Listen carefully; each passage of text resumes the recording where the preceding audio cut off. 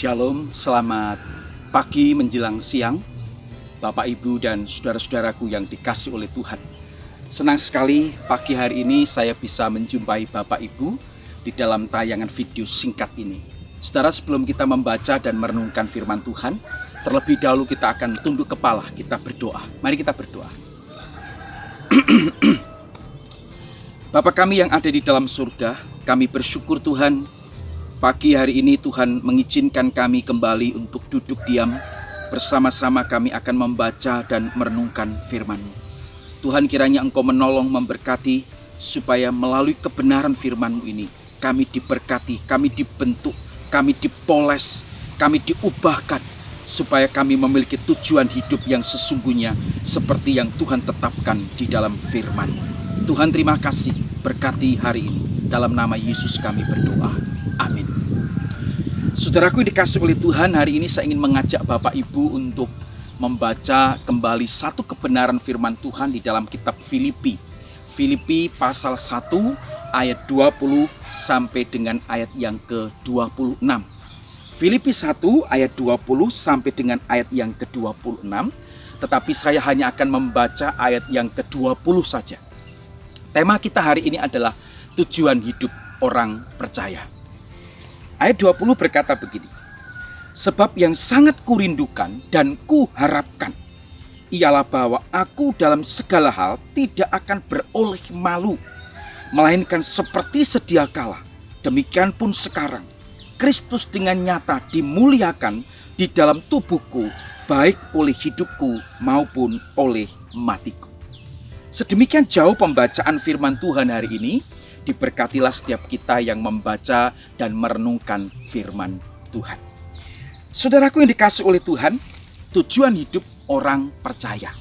Tentu saudara, setiap kita memiliki tujuan hidup. Dan kita juga sudah menetapkan tujuan hidup kita masing-masing. Misalkan, kita punya tujuan hidup di dalam dunia ini, saudara, kita bekerja, mengumpulkan uang sebanyak-banyaknya. Ada yang punya tujuan hidup, saya ingin menikmati semua kenikmatan selama saya hidup di dunia ini. Ada juga yang menetapkan tujuan, saya ingin belajar. Saya ingin meraih cita-cita saya setinggi langit dan lain sebagainya. Saudara, itu semua adalah tujuan hidup manusia pada umumnya. Dan tentu saja itu tidak salah. Tetapi hari ini saya ingin mengajak saudara untuk berpikir lebih jauh lagi. Ya, apa yang menjadi tujuan hidup kita sebagai orang percaya? Apa yang menjadi tujuan hidup kita sebagai orang-orang yang sudah diselamatkan oleh Tuhan? Tentu saja saudara, tujuan hidup kita yang sudah diselamatkan, yang sudah percaya Yesus, tentu saja bukan uang, dan uang. Bekerja, dan bekerja. Bukan itu saudara. Menurut Filipi 1 ayat 20 sampai 26. Saya menemukan di sana, saudara, ada dua tujuan hidup orang percaya. Yang pertama, Kristus dimuliakan.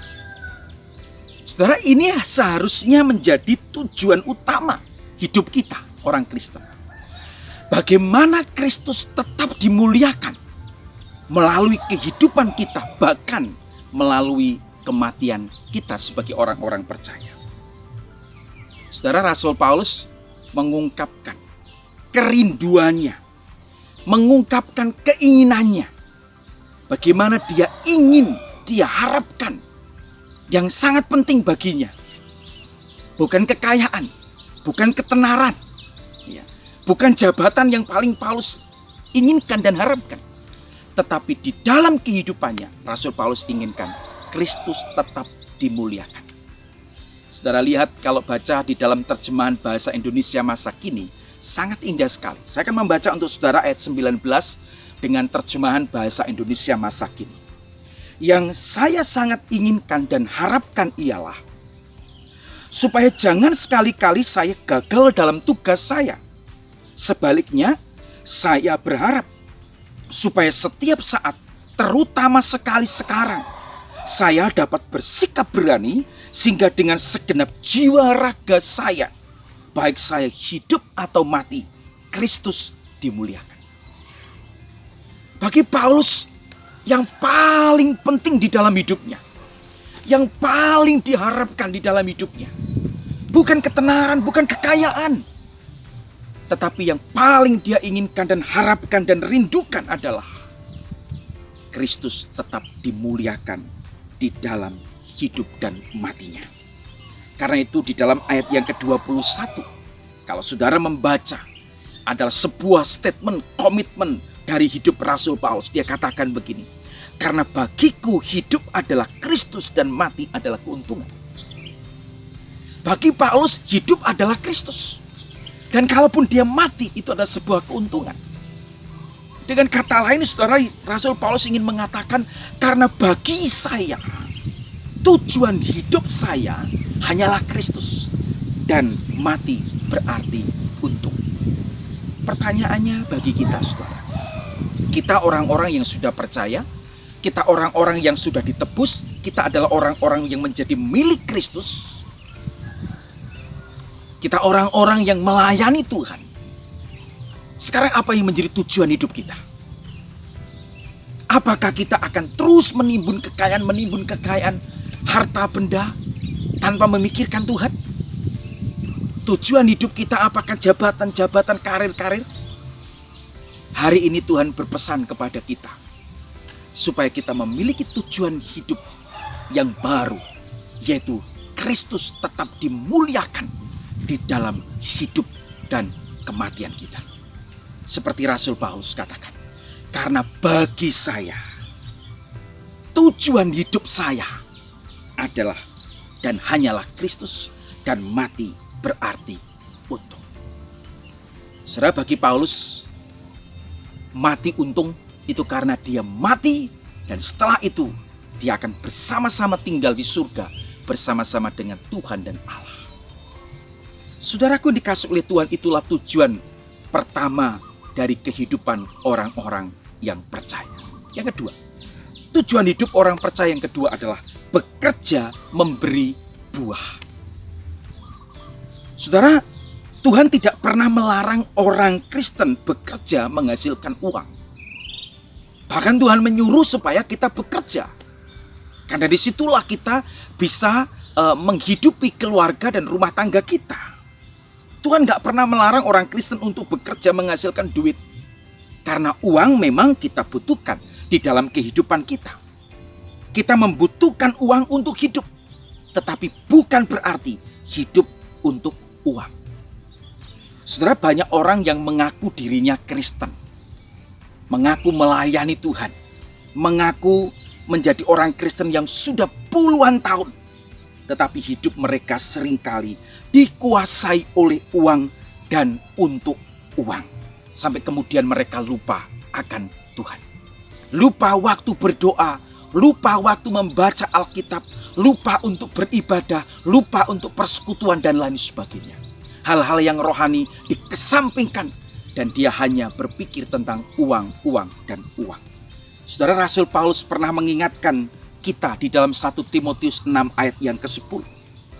Dikatakan, karena akar segala kejahatan ialah cinta uang. Sebab oleh memburu uanglah. Saya senang sekali dengar kalimat ini. Sebab oleh memburu uanglah beberapa orang telah menyimpang dari iman dan menyiksa dirinya dengan berbagai-bagai duka. Saudara, Paulus memakai kata memburu uang, mengejar uang. Oleh karena mengejar uang, karena cintanya akan uang itu, sehingga banyak orang meninggalkan Tuhan, menyimpang dari iman, dan disiksa oleh berbagai-bagai macam duka. Saudara, uang bukan akar segala kejahatan. Tetapi cinta akan uang, itulah akar dari segala kejahatan. Saudaraku dikasih oleh Tuhan, apa yang jadi tujuan hidup kita sebagai orang yang percaya? Tentu saja bukan uang. Tujuan hidup kita bukan uang. Tapi tujuan hidup kita yang kedua adalah bagaimana kehidupan kita. Kalau Tuhan kasih kesempatan untuk kita hidup di dalam dunia ini, berarti kita bekerja memberi buah. Bekerja memberi buah. Apa arti bekerja memberi buah? Saudara, bekerja memberi buah berarti hidup melayani Kristus. Bekerja memberi buah berarti hidup memberi manfaat untuk orang lain. Membimbing orang lain kepada Kristus. Hidup memberi buah berarti hidup melakukan pekerjaan yang berguna atau lebih berguna bagi Kristus dan juga bagi sesama. Hidup bekerja memberi buah berarti hidup menjadi manfaat bagi Injil Kristus. Saudara, Rasul Paulus memberi contoh dan teladan di dalam hal ini. Bagaimana dia bekerja, dia memberi buah. Kalau saudara melihat di dalam ayat yang ke-25, mari kita merhatikan ayat yang ke-25, saudara. Bagian yang terakhir. Ya, supaya kamu makin maju dan bersukacita dalam iman, sehingga kemegahanmu dalam Kristus Yesus makin bertambah karena apabila aku kembali kepada kamu. Rasul Paulus sadar, saudara, bahwa untuk dia pergi bersama dengan Kristus, artinya dia pulang ke surga, itu jauh lebih baik bagi dirinya. Dan itu membuat dia akan lebih berbahagia. Tetapi kalau Tuhan masih izinkan Rasul Paulus tinggal di dalam dunia ini, dia katakan itu berarti bagiku bekerja memberi buah. Supaya orang-orang lain makin maju. Orang-orang lain makin bertumbuh di dalam iman. Orang-orang lain makin semangat di dalam memberitakan Injil. Dengan kata lain, kalaupun Paulus harus tetap hidup, Paulus tetap melayani Kristus dengan setia. Menjadi berkat untuk orang lain. Hidupnya berdampak baik, berdampak yang positif untuk orang lain. Itulah arti dari bekerja memberi buah, yaitu kehidupan yang memberkati orang lain. Kehidupan yang berdampak, yang berpengaruh positif bagi orang lain.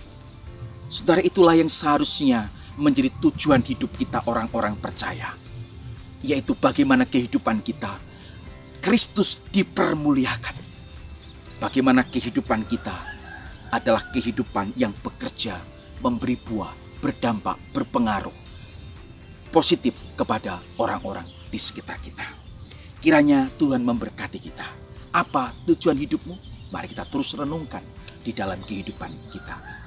Amin. Mari kita berdoa.